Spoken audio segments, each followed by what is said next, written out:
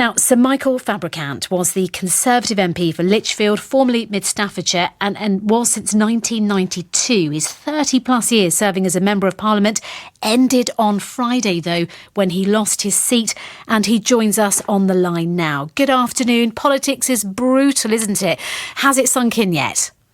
Yeah, but very slowly. Wasn't it somebody who said politics always ends in tears?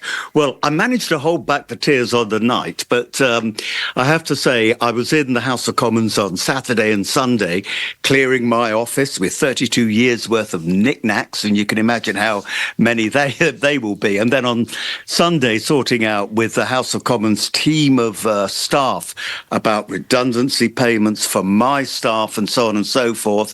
And then Lindsay Hoyle, who's a very good friend of mine, the Speaker, came up to me and hugged me, and I'm afraid that was when I slightly lost it. But a box of paper tissues appeared very quickly, so I assume I wasn't the first to feel that way. And yeah, 250 of your colleagues. I mean, you forget sometimes that behind the scenes, of course, yes, you're doing things like that, vacating your office, having to let go of staff.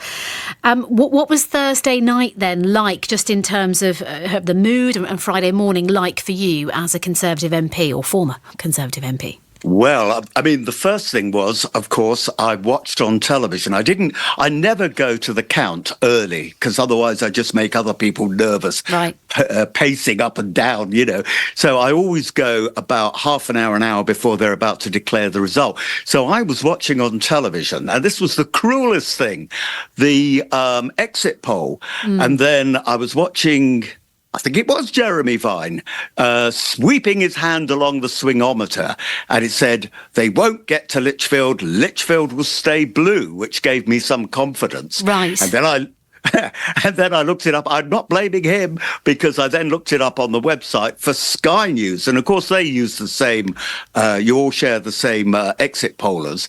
And they said 96% chance of Conservative hold for Lichfield. And then, of course, the shock that I'd lost it by a few hundred. But, yeah, it was that close.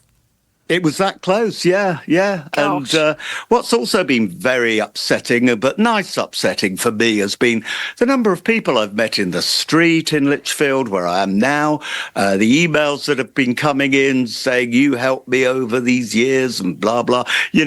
It's very, very moving, actually. But, life moves on. It does. And you said in your speech that you owe everything to Lichfield and it owes you nothing. What did you mean by that? Well, what I mean is that Lichfield has elected me, I'm not sure I've got the arithmetic right, 9 times. I held the seat, even in 97 when there was also a big swing to Labour. And Lichfield has shown trust in me. But I understand why, they were upset.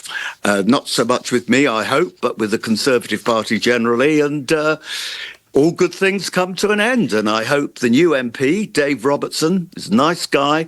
I just hope that I said to him on election night, actually, when he gave his speech and I gave my concession speech, I just hope that he'll be a little bit of a maverick like I could be from time to time.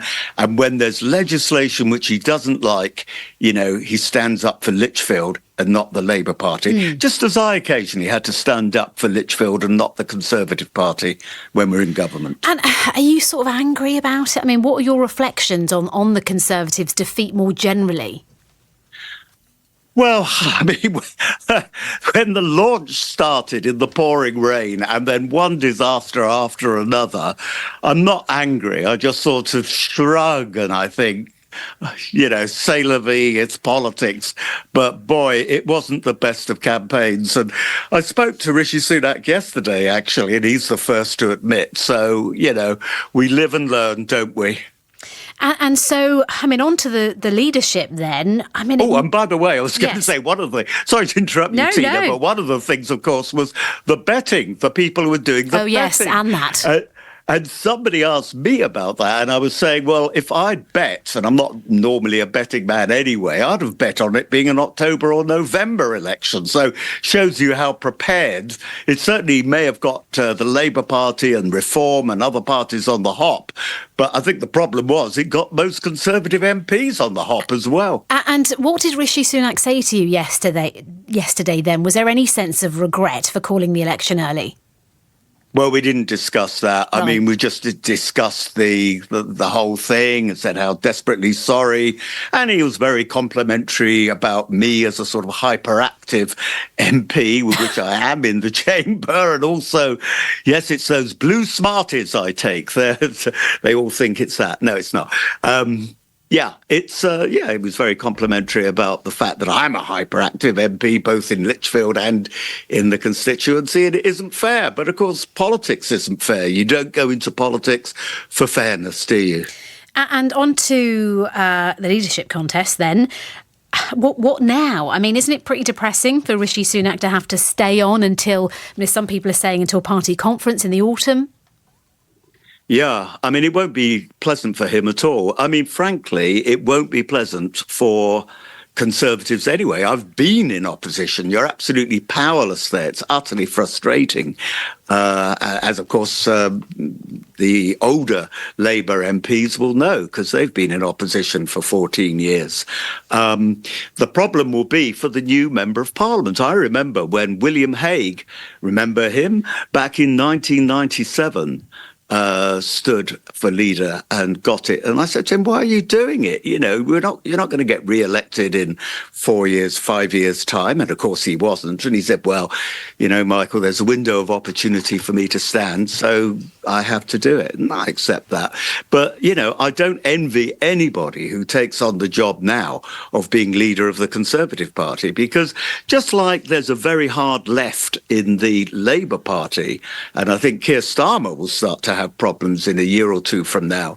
It's the same in the Conservative Party. We're a broad church, maybe too broad a church, because we've got, the One Nation people who are pretty much Remainers, and that's a respectable stance to take, but very different from people like myself who always wanted Brexit, always wanted to take advantage.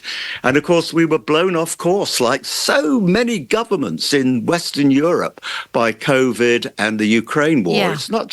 It's funny to recollect, actually. It's not just the right wing, if that's what we are, Conservative government that's been cast aside. It's been the left wing Macron government or centre-right Macron government that's been cast aside, and Olaf Scholz in Germany. Same thing. It's happening all over Europe. All incumbent governments are getting the blame for all the events that follow from the Ukraine and COVID and all the rest of it. Well, thank you very much. I mean, what next? Did I hear? It's a tough time for you to come on and talk about this. But Strictly, did I hear somebody mention Strictly? Oh, I didn't mention Strictly, but I'm up for it. Okay. Tell the producer I'm going to go for it. Yay! Right.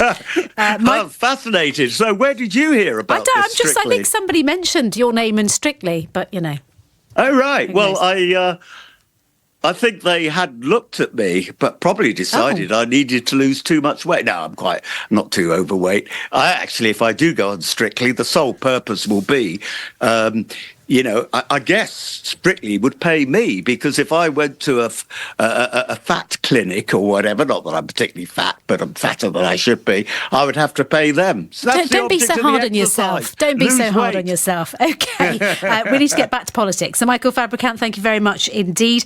He was the Conservative MP for Lichfield until Friday.